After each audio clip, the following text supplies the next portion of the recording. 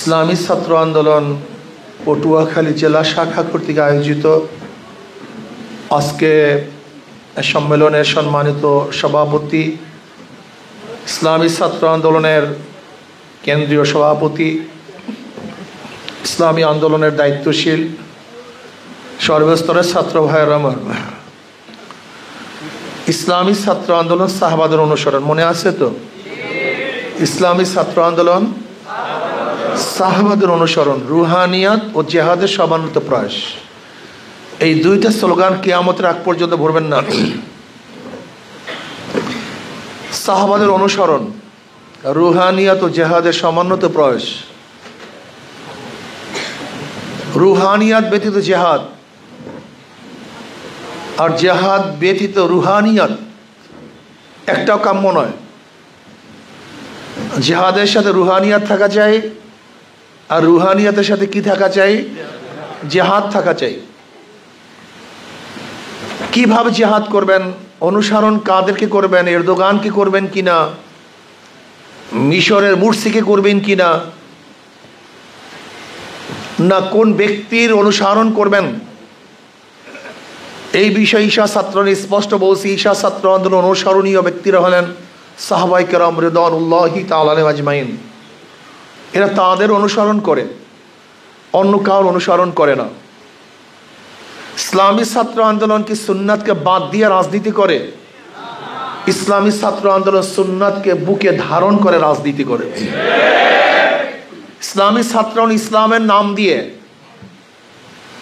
সুন্নাতকে অবহেলা করতে পারে না।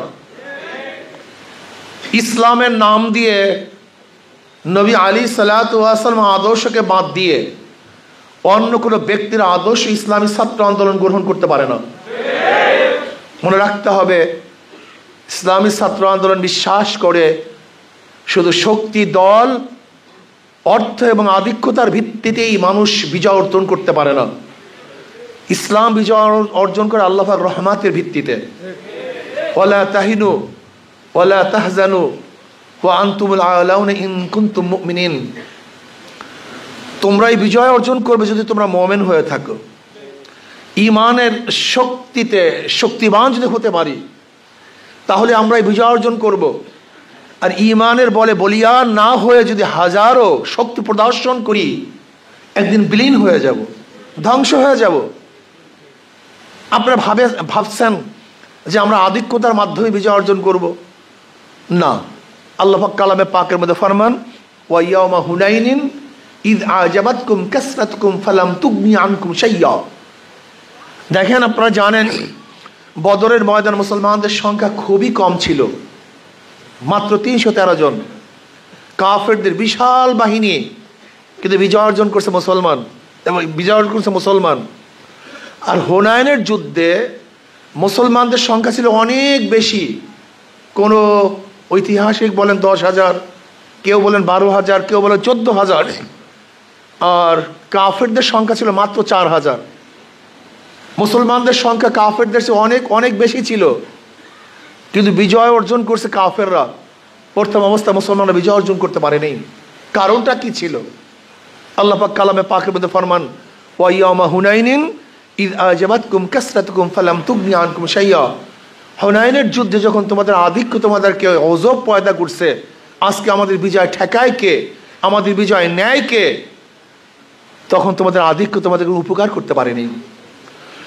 ইসলামী ছাত্র আন্দোলন আধিক্যের উপরে, অর্থের উপরে, শক্তির উপরে নির্ভর করে না, বরং ইসলামী ছাত্র আন্দোলন নির্ভর করে আল্লাহ পাক রহমতের উপরে।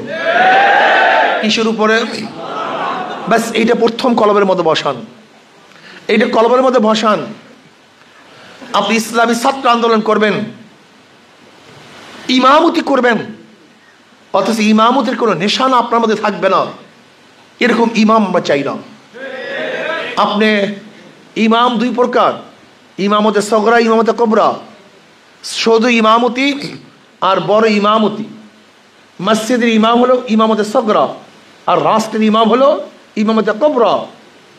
একজন ছোট্ট ইমামের পিছনে ইক্তেদা করার আগে চিন্তা করি এনার সূরাত কি, সিরাত কি, আখলাক কি, ইবাদতের অবস্থা কি, সুন্নতের পাবন্দি আছে কি নাই, ছোট্ট একটা ইমামকে নির্বাচন করার আগে যদি এতবার আমরা খুঁজতে পারি, জানতে পারি, জানার চেষ্টা করতে পারি, তাহলে ইমামতি কুবরা, যে গোটা দেশের ইমাম হবেন, নেতা হবেন, নেতৃত্ব প্রদান করবেন, তার মধ্যে সুন্নাত আছে কি নাই, ইবাদত আছে কি নাই, আল্লাহর ভয় আছে কি নাই, এতটুকু খুঁজেন না, আপনার মতো জাহেল আর মূর্খ কেউ হতে পারে না। আপনারা জাহেল, মূর্খ আপনি। ইমামতি কুবরার জন্য ইমামতি সগরার চেয়েও বেশি মূল্যায়ন করা উচিত, বেশি খবর নেওয়া উচিত। অথচ আজকে ইমামতি কুবরা বড় ইমাম নির্ধারণ করবেন, আপনার খবরই নেই এর মধ্যে তাকওয়া আছে কি নেই, সুন্নাতের পাবন্দি করে কি করে না। না, আপনি ইসলামী হুকুমাত চান না, আপনার দলকে ক্ষমতা নিতে চান।